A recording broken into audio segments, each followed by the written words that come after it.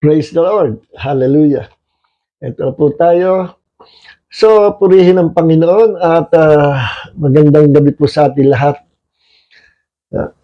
Atin pong sinisikap to shorten our Bible study para hindi tayo gabihin.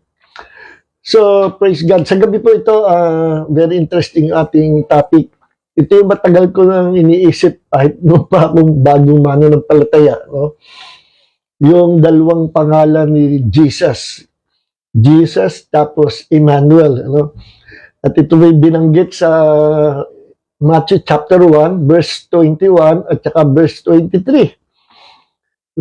Nalilito ako noon kasi sa verse 21 sabi ang pangalan na ipapangalan sa tagapagligtas ay si Jesus. Tapos pagdating sa verse 23 ay Emmanuel.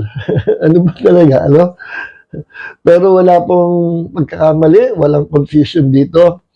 At kailangan lang tayo ay maliwanagan. Kagaya ko ngayon, naliwanagan po ako sa pag-aaral ko nito. Ano po? So praise God, diretso na po tayo. Heavenly Father, let's pray. Heavenly Father, maraming po salamat sa gabi po ito na minsan pa kami ay mag-aaral ng salita ng Diyos. Binigyan mo kami ng pagkakataon to study your words. Thank you, Father God, for your goodness and for your loving kindness. Dalangin po namin na malawak, malayo, at maraming maabot itong salita ng Diyos na amin po pag-aaralan, ipapangaral sa gabing ito. Thank you, Lord. Thank you, Holy Spirit, for teaching us. For without you, Lord, we are nothing without you. Hindi namin maintindihan ang malalim na bagay na nagbubula sa iyo. At sa gabi ito, Panginoon, sa napakahalagang topic na ito, matutunan namin ito ayon sa wisdom and revelations of the Holy Spirit na pagkakalob mo sa amin. The two names of salvation. Maraming po salamat, Panginoon, sa dalawang pangalan ng kaligtasan, dalawang pangalan ng tagapagligtas. Thank you, Father God and Lord, through your name, in the name of Jesus, in the name of Emmanuel, you will heal your people, you will heal those who are sick right now. Deliverance is coming. Yung mga mayroong karamdaman sa emosyon, nangangailangan ng healing sa kanila pong kaluluwa, inner healing, emotional healing. In the name of Jesus, Father God, release your healing power to heal their emotional wounds, the wounds in their soul, Panginoon. At gayon din, the memories of the mind, of the past. Heal their memories, Lord. Heal their minds. At huwag na silang pahirapan, Panginoon, ng mga nakaraang traumatic experience nila. You are our healer, Lord. Pinagagaling mo ang anumang physical sickness and disease. Pinagagaling mo rin ang anumang sakit sa mga kaluluwa. At pinagagaling mo rin ang anumang sakit sa espiritu o sakit na spiritual. Panginoon, you are the great healer. Sinabi mo, I am the Lord who heals you. Maraming po salamat. Thank you, Lord. The more we declare that you are the Lord our healer, the more din na dumadami ang gumagaling sa pamagitan ng iyong himala, Panginoon. Thank you, Lord. We declare the goodness of the Lord. Sa gabi ito, buksan mo ang aming mga puso at pag-iisip sa mga malalim na bagay na aming po pag-aaralan. And all glory and honor belongs to our Lord God the Savior, Jesus Christ. Amen, amen, and amen. So, dire-diretso na po tayo. At basahin po natin itong Matthew chapter 1, verse 21. Ito po yung sinabi sa Bible na si Virgin Mary ay manganganak at ipapanganak niya ay batang lalaki. At ang batang lalaki ito, walang iba kundi si Jesus. At mababasa natin yan na pinangalanan siya. Kasi nga, ipinanganak siya not through the sperm and egg cells of his parents. Si Virgin Mary at si Joseph, magulang kumbaga sa si Mary ay ginamit na na kasangkapan ng Diyos para sa kanya isilang ang tagapagligtas. Ginamit ng Diyos yung kanyang ovary, no? At si Joseph naman ginamit na maging ama-amahan ni Jesus. Okay? Kaya sinasabi rin sa salita ng Panginoon na ipinanganak si Jesus, nagkatawang tao ang Diyos, hindi sa pamagitan ng pamaraan ng tao, kundi sa pamagitan ng Panginoon, ng Diyos, ng kanyang kapangyarihan. Nung dumating nga si Angel Gabriel at binalita kay Mary, sabi niya, Mary, magdadalang tao ka at manganganak ka ng batang lalaki at papangalan at tatawagin kanyang pangalan na Jesus. Sabi ni Mary, ako engaged to be married pa lang ako, betrothed ako sa aking boyfriend. Ano? Pag sinabing yung word na Old English word na betrothed, ibig sabihin ay engaged. No? Yun ay pangakuan na sila na talaga. Bagas hindi nahahanap ang isa't isa ng iba pang mga pangasawa. Sila'y nakareserve sa isa't isa at in perfect time sila ay malapit ng ikasal. So, magjowa yung dalawa, si Mary at saka si Joseph. Si Mary ay napakabata pa noon. Siguro baka hindi. Tiyatagta ko, mga 16, 18, parang gano'n. No? At sabi ni Mary, paano mangyayari yun? I'm still a virgin. Betrothed ako sa aking boyfriend. No?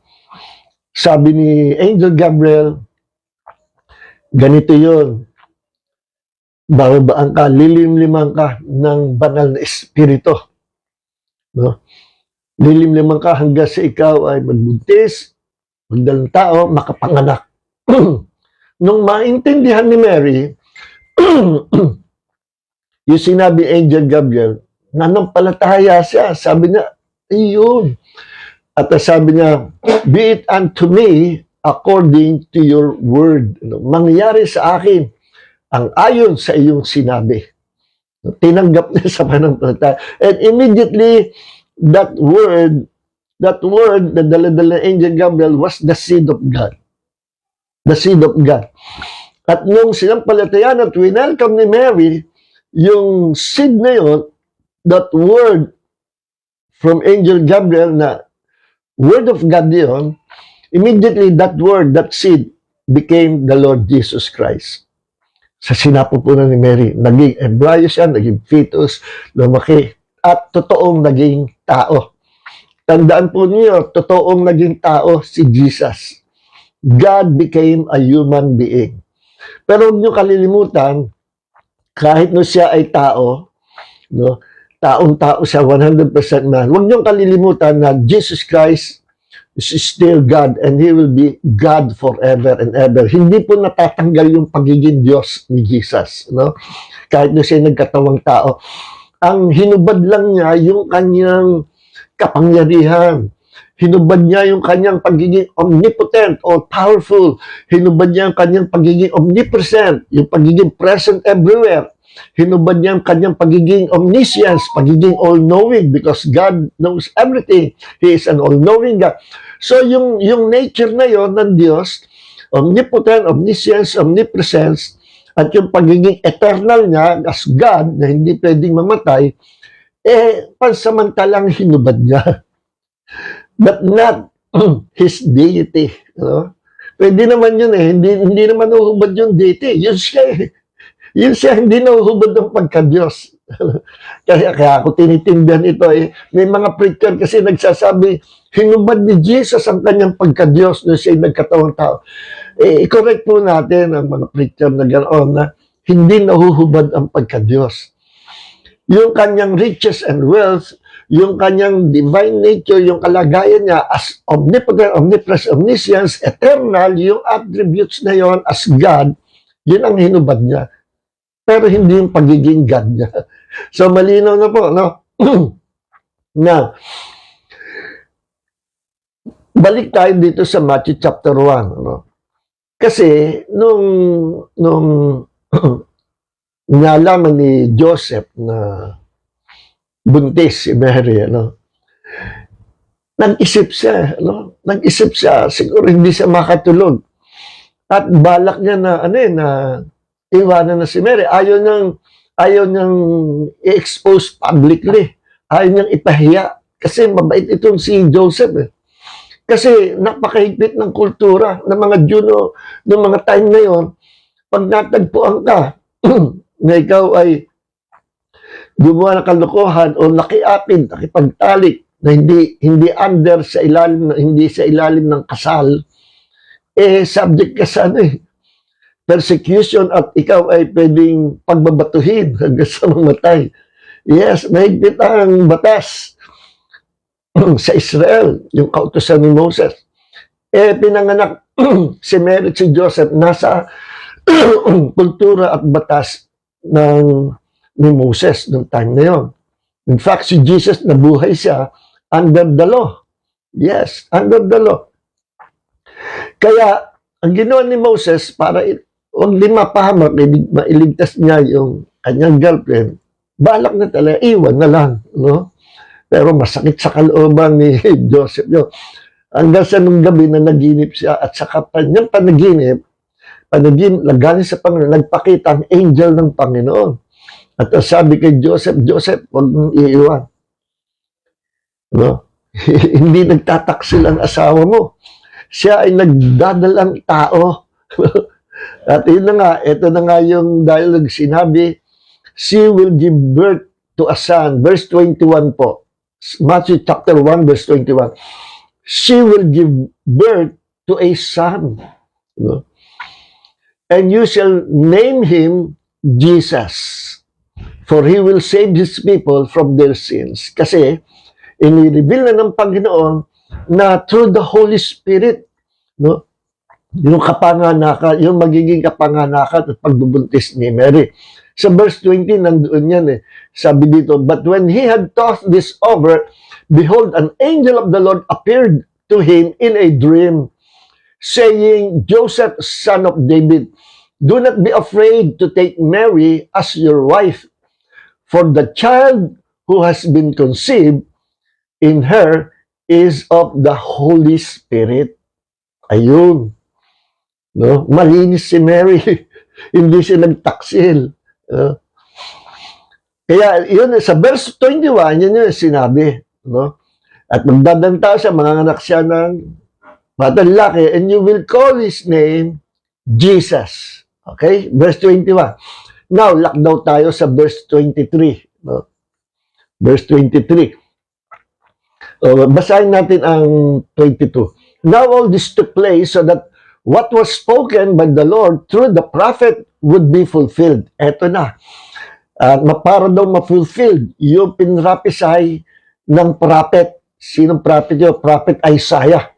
At binanggit yung prophecy niyo sa Old Testament na pinrapisay ni Prophet Isaiah sa verse 23 ng Matthew chapter 1. Inulit. Behold, ito yung prophetic word na pagdating ni Jesus. Behold, the virgin will conceive and give birth to a son, and they shall name him Emmanuel. Ayun. Which translated means God with us. Yan. Ngayon, tignan na natin. Ang tagal kong pinag-aralan nito, noong ako'y babago pamananampalataya, no? Hanggang sa, eto nga, nagbabasa ako kanina, sabi ko, halukayan ko, itanong sa Holy Spirit tong bakit dalawa ang pangalan na ibinigay, sabi ay, yung sa verse 21, isang chapter lang, pero dalawang pangalan. Sabi, ang magiging pangalan ni Jesus ay Jesus. Sa verse 23, biglang nag-iba. Ang magiging pangalan niya ay Emmanuel. Two names in one person. Pero nung siya lumaki, hanggang sa siya ay mamatay, pako sa krus at mamatay, ang pangalan niya ay Jesus. Never na ulit na na-mention yung pangalang Emmanuel. Na kung liliwanagin, ibig sabihin ng Emmanuel means God with us. Okay, bakit ganyan? Nagko-contradict ba yung pangalang Jesus at Emmanuel? Hindi po yan, ipaliwanag natin. Bakit dalawa ang pangalan ni Jesus? Una, number one, Yung pangalang Jesus sa Aramaic at saka sa Hebrew ay Yeshua. Alam niyo, ano ba yung language na Aramaic? Ano yan eh? Mistisong Hebrew yan eh. At yan isa sa mga Hebrew language, yung Aramaic. So yung Jesus, English name ng Hebrew name na Yehoshua. Yehoshua. Na yung Yehoshua, tandaan nyo, nung bago mamatay si Jesus, maraming kahalintulad yung pangalan niya. In fact, kahawig niya yung pangalang Joshua. Tandaan nyo, yung Joshua na alalay ni Moses, na siyang pumalit kay Moses, si Joshua. Sa Hebrew ay hindi Joshua yun, Yehoshua. Kapangalan ni Jesus. At sadyang may mga tao noon na ang pangalan niya ay Yeshua. Yehoshua. Pero, after na nung si Jesus ay namatay at nabuhay na muli, yung pangalang Yeshua ay hindi na ordinaryo. Hindi na ordinaryo pangalan ng tao at never na, hindi na dapat ipangalan sa tao. No? Kaya kung may mag-iisip dyan, ang baby natin, pangalan natin, Jesus, wag. Kasi banal, sacred ang pangalan Jesus. Pamula nung siya ay umakyat sa langit, nung siya nabuhay, umupo sa kanan ng Ama, naging banal at pinabanal ng Diyos ang pangalang Jesus na walang sino mang dapat gumamit ng pangalang Jesus. Wala nang dapat gagaya sa pangalang Jesus. Sa Hebrew at Aramaic ay Yehoshua. Ngayon, pinaikli yan, yung Yehoshua naging Yeshua na lang. Pero parehong ibig sabihin. Yung kasing Yeshua or Yehoshua ay galing sa dalawang word na Yahweh plus Shua. No? S-H-U-A, Shua. Yahweh means Lord. Shua means salvation. Kaya pwedeng tawagin, sabihin na ang Yehoshua means excuse me po. Yehoshua means the Lord my salvation or the Lord saves. Yan. Iisa ang kahulugan. Yun ang Yehoshua. Later on, yung Yehoshua, no, pinaikli yan, ginawang Yeshua. Pero iisa yan. Iisa yan. Nung tinranslate po yan ni Paul sa pagsusulat niya ng kanyang epistle, sapagkat sinusulatan niya ay mga Greek-speaking people sa New Testament, no? Ang ginamit ni Paul sa kanyang mga epistles ay hindi Yeshua. Jesus. Anong spelling ng Jesus? I-E-S-O-U-S. Jesus. Bakit naging Jesus? Kasi sa Greek, walang katapat na letra, wala sila kasing letter Y. Kaya yung Y nila, instead of Y, ginawang I-E. Para ang bigkas ay ye. Ye. Sa Greek, wala rin sila nung shwa, SH. So, dinarap uli nila yun, pinalitan nila ng S. Yeso. Yeso. Then, yung Yeshua, sa Greek, pagka yung mga names ay Wah,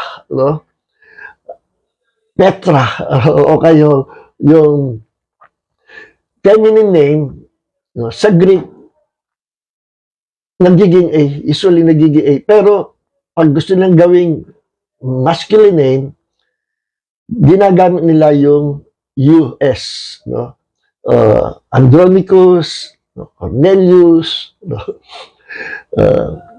Petros, so, etc.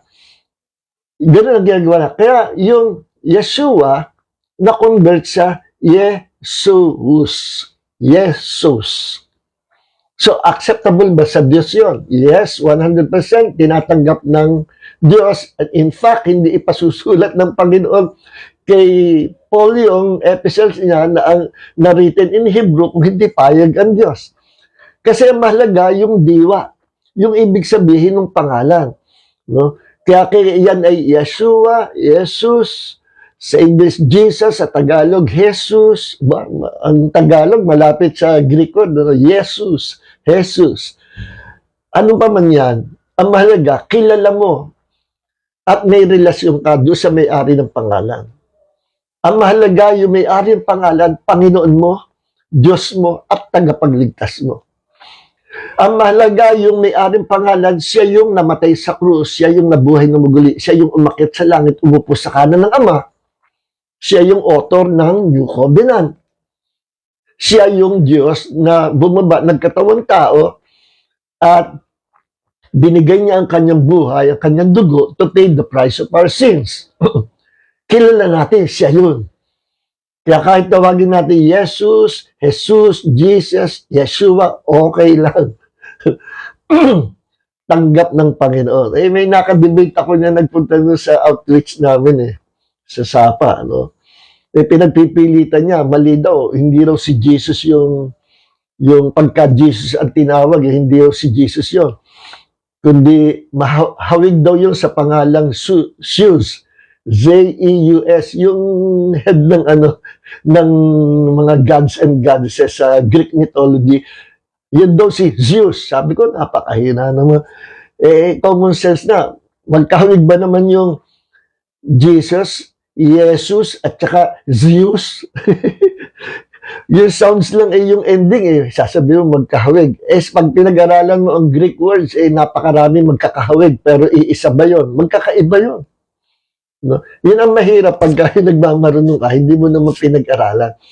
Pinagpipilitan at pangalan daw ni Jesus ay Yeshua. Sabi ko, Brad, paano kung Jesus hindi ho accept daw? Paano kung Jesus hindi rin daw? Paano kung Jesus hindi raw? Sabi ko, eto pakikita ko sa'yo.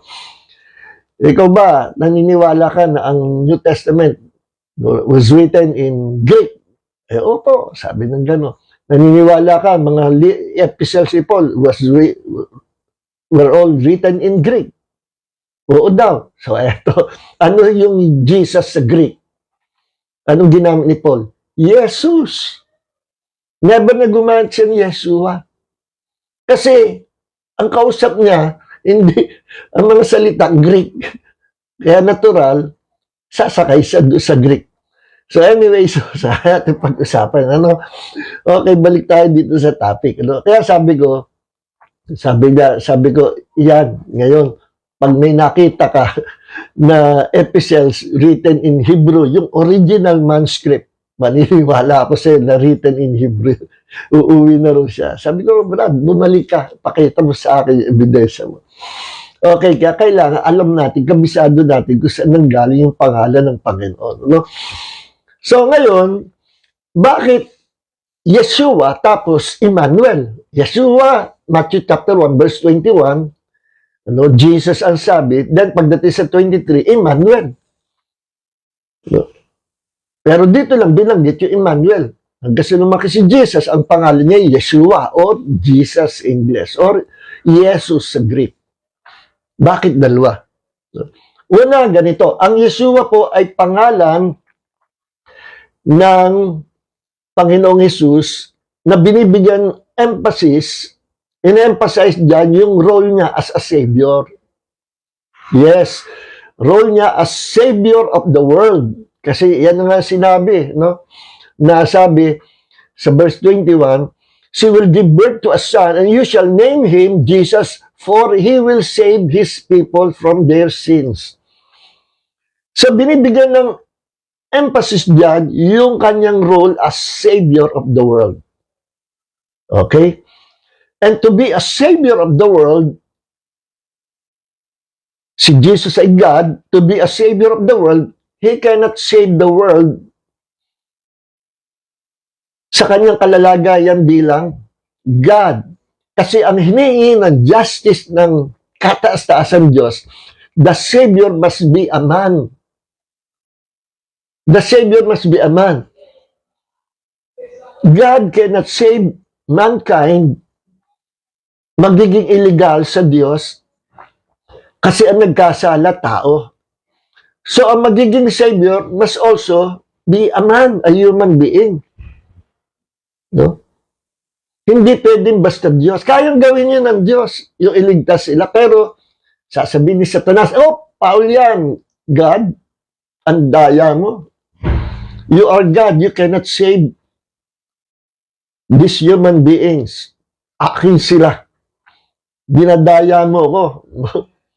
You are God. Akin na sila. Wala ka ng access sa kanila. Pinili nila ako. Totoo yun. Pinili ni Adam and Eve si Satanas.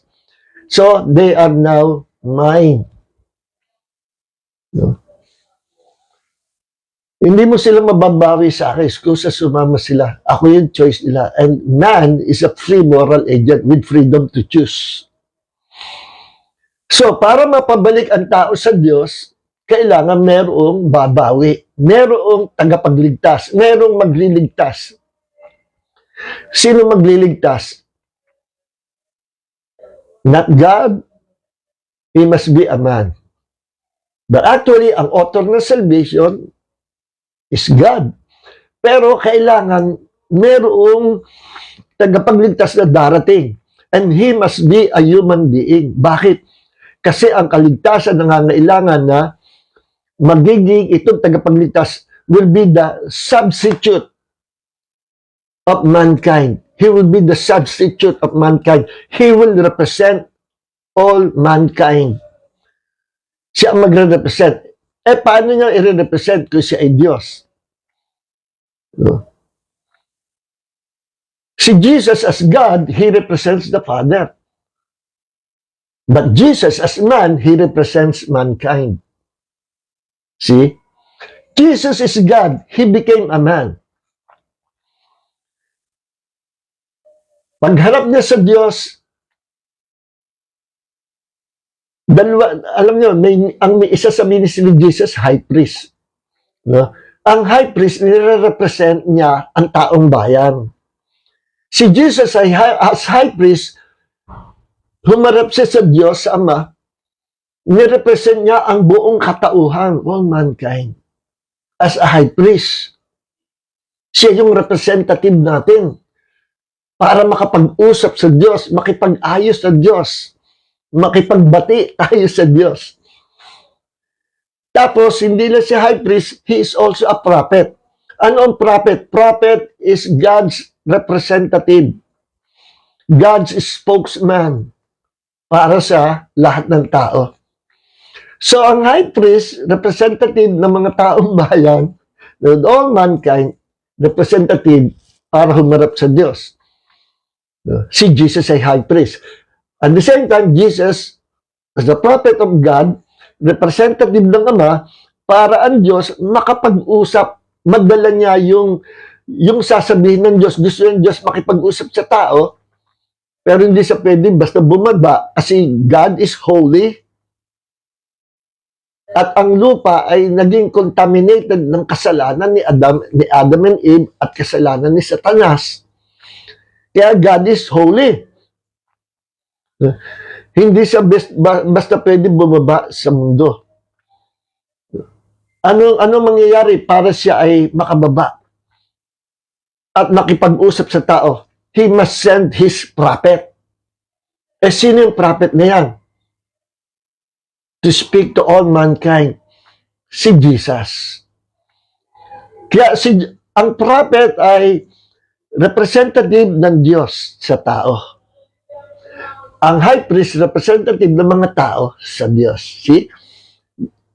Both of these two ministry, high priest and prophet, ay ministry Jesus. Plus, Jesus is King, the King of Kings, na nagsasabing this King is the God Almighty. See? As high priest, siya ay human being. As prophet, siya ay human being. But as king, he is the King of Kings, the Almighty God. Kaya dual yung nature ni Jesus. Nang pinangalan sa kanya ang Jesus, ipinangalan sa kanya ang pangalan ng Diyos sa katauhan at pagiging tao ni Jesus. Ngayon, nung siya naging tao, taong tao, 100%, Siya ngayon ang magiging representative ng lahat ng tao, past, present, and future. Siya ang magiging substitute ng tao sa kaparusahan na ibubuhos ng Diyos. Kaya nung siya ay natakot na matay sa krus, ang buong galit at justice ng Diyos ibinagsak kay Jesus sa cross. Namatay siya na dala-dala ang ating mga kasalanan. Nirepresent niya tayo. Kaya this Jesus, the name Jesus, is the name of God na binigay kay Jesus as a man para maging Savior of the world. Kaya ang ibig sabihin ng Jesus, galing sa two words na Yahweh plus Shua. Yahweh, Lord, Shua means saves or salvation. The Lord, my salvation. Jesus, the Lord, is my Savior. See? So, ang Jesus, pangalan Jesus, ay nagbibigay ng emphasis sa role ni Jesus as the Savior of the world. And to become a Savior of the world, God, Jesus, must become a human being. Yes, ngayon may pakikita ko sa inyo. No? Tapos babalikan natin ito. Tingnan nyo, sa Acts chapter 20, verse 28, tingnan nyo ang sabi dito. Ito, mapapanganga ang mga INC at Jehovah's Witnesses dito. No? Kasi puro pinag-aaralan nila, si Jesus tao, hindi Diyos tao. Pag-aralan nyo naman, no, na si Jesus ay Diyos, yung mga talata, huwag yung talata lang na puro tao, dapat balanse. Pag-aralan ang mga talata that Jesus is a man, pag-aralan talata that Jesus is God, para balanse. Okay? Ang bangka, pagka hindi balanse, lulubog. Kailangan balanse. Okay, Acts chapter 20, verse 28. Be on guard for yourselves and for all the flock among which the Holy Spirit has made you overseers. Nangungusap, no? Nangungusap itong talatang ito sa lahat ng mga pastor, no? Sa lahat ng mga pastor, sa lahat ng tagapag-alaga ng tupa ng Panginoon. No? Na pangalagaan nyo, kayo mga pastor, kayo may mga ministry ng pastoral, pangalagaan nyo. Ingatan, alagaan, protektahan, pakainit, palakihin ang mga tupa ng Panginoon. Hindi nyo tupa yan. Tupa ng Panginoon. Basahin natin. Be on guard for yourselves and for all the flock among which the Holy Spirit has made you overseers. Ginawa ng Holy Spirit na kayo tagabantay, tagapangalaga. To shepherd, para pagpasturan nyo. The church of God. Sino yung church of God? The sheep of God, mga tupa ng Panginoon. The church of God, para alagaan nyo ang church, iglesia ng Diyos, which He purchased. Kaninong church? Sino may-ari ng church? Ang Diyos. Sino raw nag-purchase? Sinong bumili sa church na naging pag-aari ng Diyos? Ang Diyos. Which God, God ang pinag-usapan, God, which He purchased, ang Diyos na binayaran niya, binili niya sa halaga, ang church. Mula sa kamay ni Satanas, tayo nasa kamay ng sumpa, nasa ilalim ng kamay ng kasalanan, kamay ni Satanas, kamay ng kamatayan, wala na tayong pag-asa, pero tinubos tayo ng Diyos, binili tayo, binayaran tayo ng Diyos sa legal na paraan para hindi na tayo maging pag-aari ni Satanas, hindi na tayo magiging, hindi na natin aanihin ang kaparusahan ng kasalanan na nakamarka sa atin, kasalanan na dala-dala natin, kundi bayaran niya ng Diyos at absueltuhin tayo sa lahat ng kasalanan. At mangyayari ang kung tayo lang magiging pag-aari ng Diyos. Sa anong paraan? Sa paraan na bibilhin niya. He will purchase it. Kanyang tutubusin, babayaran, bibilhin niya ang tao sa kamay ng kasalanan, sa kamay ni Satanas, sa kamay ng kamatayan, sa kamay ng kaparusahan. And God paid the price of our sins. Tingnan nyo, basahin natin ulit. To shepherd the church of God, which He purchased with His own blood. No? Ang pinambayad daw ng Diyos, yung kanyang sariling dugo. Para mabayaran niya, matubos niya, mabili niya, mapawalang sala niya, at maging pag-aari niya, tayo, ang church. Church is not a building. Church is people. The body of Christ. At tayo ngayon, pag-aari ng Diyos. And the devil cannot touch our lives. Wala siyang authority to touch us kasi hindi tayo pag-aari niya. We are God's possession. No? Kaya sabi dito, binayaran, binili ng Diyos, tinubos tayo ng Diyos sa pamagitan ng kanyang sariling dugo. Ang tanong, kailan nagkaroon ng dugo ang Diyos? Tinatanong ko ito sa mga INC, hindi masagot yan eh. Kailan nagkaroon ng dugo si Jesus?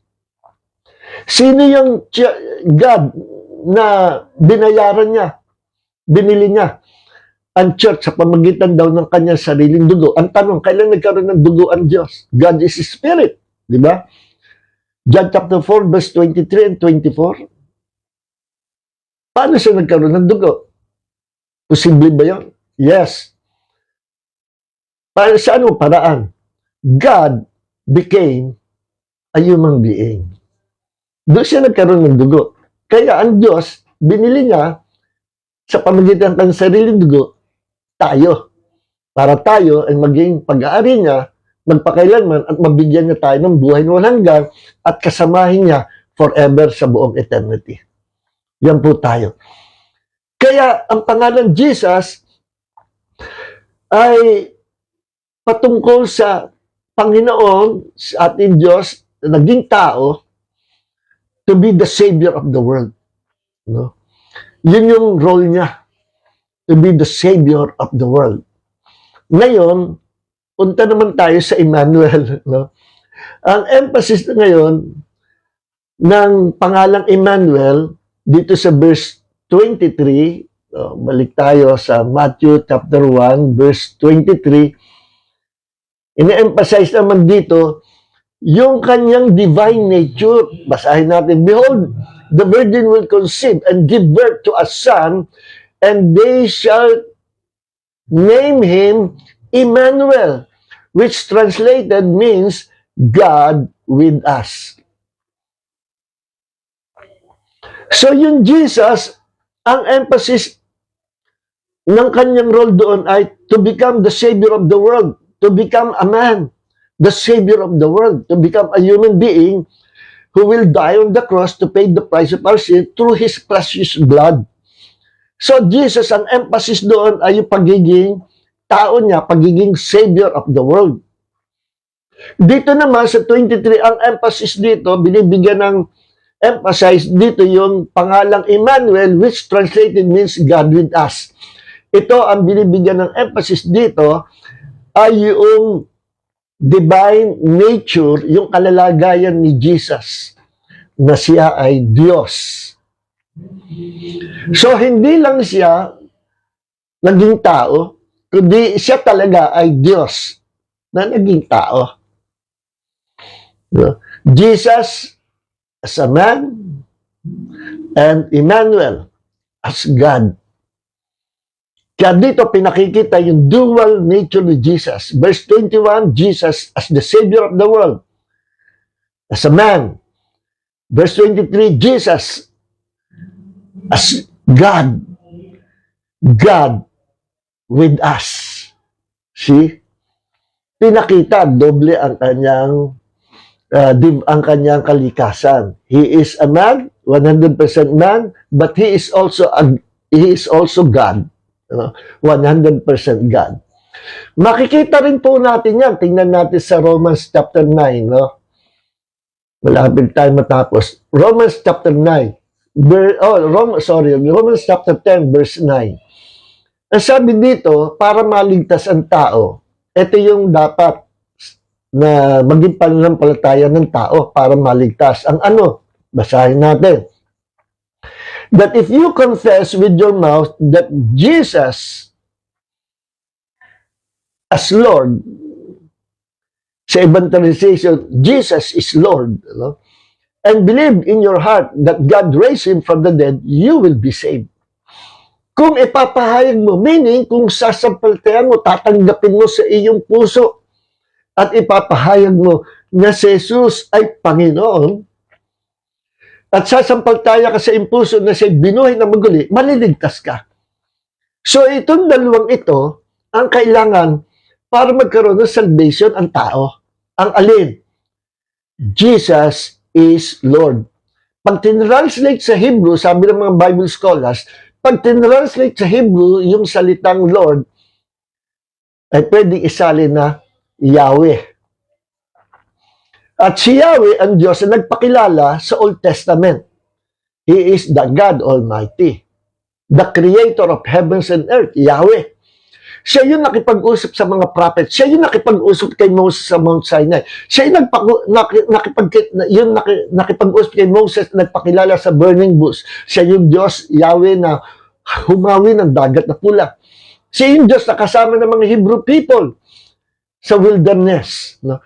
Siya yung Jesus na naglabas sa pagkaalipin ng mga Hebrew people, sa pagkaalipin sa kamay ng mga Egyptian. Siya ang nagligtas, naglabas, si Jesus. And that Jesus was Yahweh. Pag merong gustong gawin ang God the Father, ang pinadadala niya si Jesus, then babakapan ng Holy Spirit. Yes. Kaya, yung tinatawag na Yahweh sa Old Testament was the Lord Jesus Christ. Siya yun. Yes. Ngayon, kaya dito sabi, kung ipapahayag mo, meaning, ano ba yung ipinapahayag ko? Ano yung pinaniniwalaan mo? Yun yung ipapahayag mo eh. Mapapansin mo sa isang tao kung ano yung paniniwala niya. Yun lagi ang sinasabi niya. So, kung ano yung pinananampalatayan mo, sinabi mo sa bibig, at kung sasabihin mo ay, si Jesus ay, siya si Lord, siya si Yahweh, meaning, if you will believe and confess that Jesus is God, yan ang isang kailangan, ano? Ang isang kailangan na tamang pananampalataya para maligtas. You must believe that Jesus is Yahweh, Jesus is God. Pangalawa, binanggit dito, and believe in your heart that God raised Him from the dead, you will be saved. Bukod sa paniniwala that Jesus is Yahweh, Jesus is Lord, Jesus is God, you must believe that Jesus, the God Jesus, is a man. God became a man to die on the cross and to be resurrected. Kaya kung ang paniniwala mo, si Jesus ay God, na hindi naman naging tao, hindi ka maliligtas. Kasi hindi tapos, hindi kumpleto yung proseso sa salvation. Ang kakumpleto yung salvation, ang Diyos ay naging tao para bayaran ating kasalanan. Yung kumpleto. Pero kung paniniwala mo, si Jesus ay Diyos. Yes, Diyos siya, pero hindi siya nagiging tao. Ay, hindi ka maliligtas. Ganyan ang paniniwala ng mga Gnostics. Ang paniniwala nila, si Jesus never na nagkaroon ng flesh, katawang lupa. Si Jesus daw ay spirit. So, walang salvation. Sa paniniwala, hindi naging tao si Jesus. Kasi sa mga Gnostics, ang flesh, lahat ng flesh, makasalanan. Yes, walang mabuti sa mga may flesh. Lahat masasama. Spirit lang ang mabuti. At si Jesus daw ay mabuti, kaya siya spirit. Pero affected ang salvation. Pero ibibigay ng Diyos. Bakit? Kung yun lang paniniwala mo, kagaya sa Gnostic, siya ay Diyos, pero hindi siya naging tao, hindi ka maliligtas. Para magkaroon ka ng kaligtasan, you must believe that Jesus is God. At the same time, Jesus is man. Okay? Kaya yung sabi dito, if you will confess that Jesus is Lord, Yahweh, He is God, pangalawa, that God raised Him from the dead, that Jesus is a man, you will be saved. Yun ang kailangan sa kaligtasan. We must believe ang doctrine natin para magkaroon kaligtasan. Ang doctrine natin dapat ay si Jesus ay God, si Jesus ay man. Okay? Yan po yan. Ngayon, dito po ako magtatapos. Punta tayo sa Book of Revelation. Bago po sarhan ang Book of Revelation, nagpakilala si Jesus. Ito, binanggit ko ito sa mga taga-INC. Naku, 1 linggo nilang pinag-aralan, hindi nila masagot. No? Kasi sa Revelation 22 verse 13, nagsalita ang Diyos. I am the Alpha and the Omega, the first and the last, the beginning and the end. Sabi ko sa mga INC, nakadebate ko sa forum, kayo ba naniniwala na ang title na Alpha and Omega, Diyos lang ang pwede magkaroon ng ganyan title? Yes. Naniniwala kayo sa sinabi sa Revelation 1:8, no sabihin, I am the Alpha and the Omega, the beginning and the end, the first and the last, says the Almighty. Ang Diyos yun. Yes. Pwede bang ikabit sa tao yung title ng Diyos? Ay, hindi. So, naniniwala kayo na Alpha and Omega, yun ang Diyos. Yes. Pwede ba ikabit yun sa tao? Hindi. Huli na kayo. Babao ko ng verse 16, sa Revelation 22 verse 13, dineclare ni Jesus, I am the Alpha and the Omega, the beginning and the end. Then, yung context niya, pababa, dire-diretso, nagsasalita, dire-diretso. Pagdating sa verse 16, bago magpaano si Jesus, sabi na, I, Jesus, have sent my angels to testify to you of these things. No? For the churches, I am the root and the descendant of David, the bright and morning star.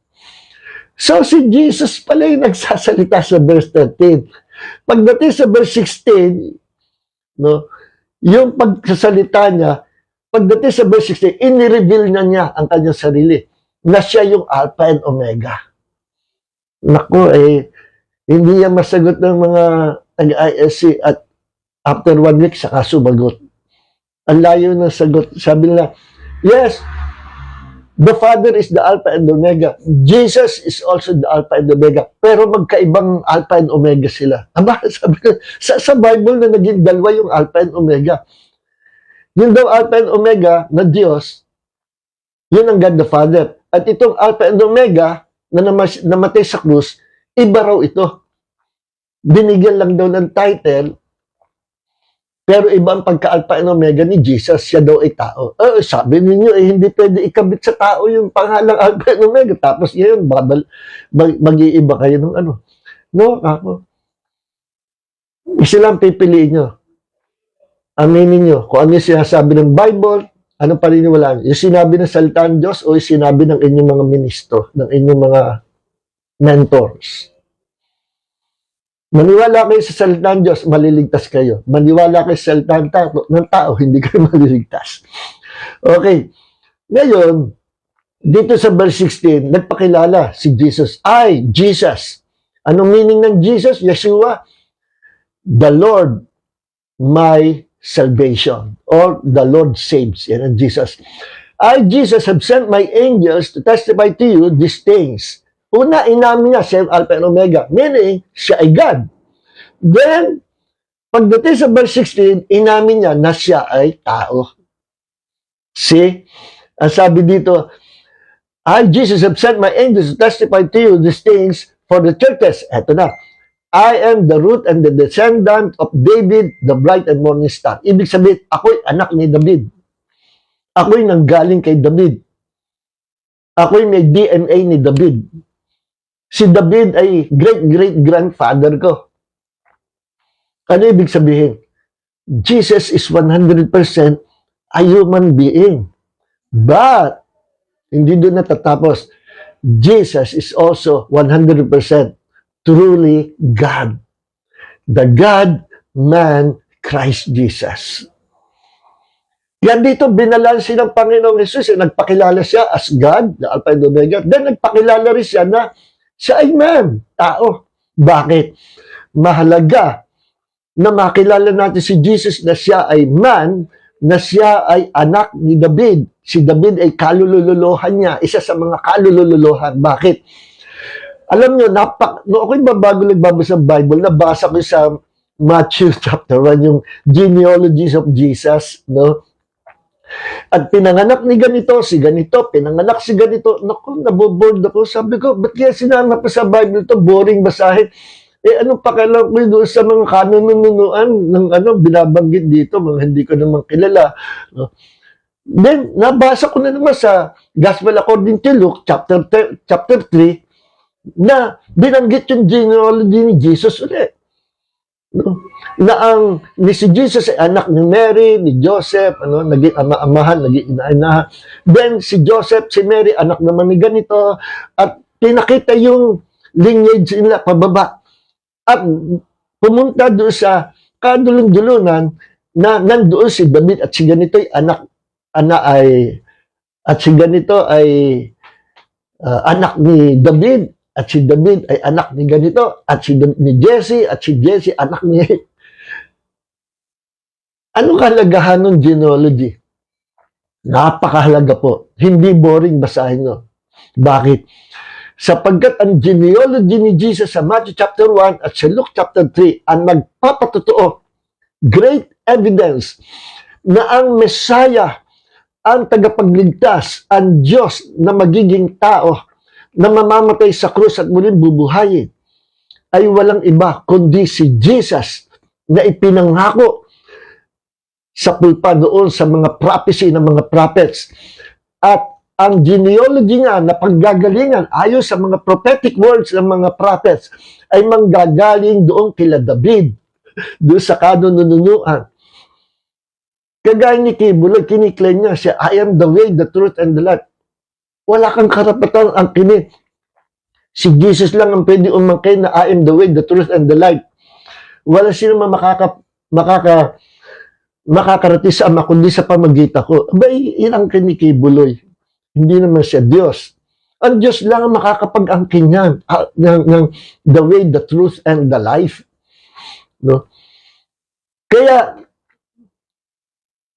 si Jesus, no, ay Diyos, naging tao, at pinapatotohanan dito sa mga genealogies sa talaan ng lahi na siya yung pinarapisay ng mga prophets. At kung siya manggagaling, malinaw, yung kanyang pinanggalingan. Bakit? Kasi in the future, marami magkiklaim, ako si Jesus Christ. Even Antichrist will claim that he is Jesus. Si Kibuloy, kiniklaim niya na. At yung iba pa, ang daming Jesus sa iba. Meron sa Korea, meron sa Japan, meron sa ako si Jesus. Bumalik na ako. Ang daming kiklaim. Pero i-trace mo yung kanilang lahi. Sino yung kanino? Sila ba ay ninuno ba nila? Si David? Sila Abraham? Hindi. So, hindi sila yung Messiah. Kaya doon sa genealogies, matitrace nyo at makikita ang katotohanan na si Jesus talaga yung ipinadala ng Diyos na Messiah. And the rest, yung magkiklaim outside kay Jesus, outside sa genealogy ni Jesus, na magkiklaim siya ang Messiah, hindi po yan mga Messiah. Sila ay may mga sayad. Sila ay may sayad sa utak. Okay, hanggang dito lang po tayo. No? Kaya matindi yung revelation ni Jesus, nire-reveal niya that He is God. At nire-reveal din niya ang kanyang pinanggalingan. That He is a human being, kaapu-apuhan ni David, kaapu-apuhan nila Abraham. See? Mahalaga yung talaan nila, hindi yan boring basahin. No? Andun ako nagkamali, akala ko boring basahin. So hanggang dito na mga minamahal. Kaya pala, dalawa yung pangalan ni Jesus, Jesus at saka Emmanuel. Jesus as the Savior of the world, as man, and Emmanuel, God with us. No? God with us. Sapagkat sa Paul, simula gusto ng Diyos na makasama niya ang tao forever. Yan ang dahilan, the reason why God created man is to be with Him forever. Yan ang pangarap ng Diyos. Kasamahan tayo magpakailanman sa kanyang kaharian. Kaya nung gumagawa siya ng paraan, tanda nyo, panahon ni Moses, bumaba siya. Nagpagawa siya ng malaking tent, tabernacle ang tawag. At sa paligid ng tent na yan, na nandyan bumababa ang presence ng Diyos, Yahweh. Nakapaligid dyan ng 12 tribes. Kaya pag tinignan nyo sa top view, sa malayo, ang dami mga tent, mga tribes, 12 tribes. At sa gitna ng 12 tribes, mayroong pinakamalaking tent kasama ng maraming tent. Kahalubilo na maraming tent, ang tent ng Panginoon. Kaya doon mo makikita na gustong-gusto ng Diyos tumira kasama ang tao. At doon sa John chapter 1, verse 1 hanggang 3, sabi doon, in the beginning was the Word, and the Word was with God, and the Word was God, and the Word created all things. Sa verse 3. Then pagdating sa verse 14, and the Word dwells among us. The Word became a human being. He became flesh. At siya'y nanirahan kasama natin. And His name is Jesus. God who became a man to save us from eternal lake of fire. Heavenly Father, marami po salamat, Panginoon, sa gabing ito, sa iyo pong biyaya, pagpapala sa amin. This is the reason why there is Christmas. Ito ang dahilan why we must celebrate Christmas. Because Jesus came down to our planet 2,000 years ago. He became a man to die on the cross to pay the price of our sins. Panginoon, pagpalain mo po ang mga nakakanig ng mga katotohanan ito, Panginoon. Mapakinggan ito ng marami pa mga tao, Diyos. Because your truth, this word is your truth, and the truth will set them free in Jesus' name. Amen. And amen. And amen. So purihin Panginoon, God bless everyone po. Hallelujah. Salamat po sa inyo lahat. At hindi ko na kayo nabati kanina para diretso tayo. Thank you. At pagpalain po tayong lahat, mga kapatid. God bless you all. May the grace of Jesus and the love of the Father and the fellowship of the Holy Spirit be with you all in Jesus' name. Amen. God bless you all.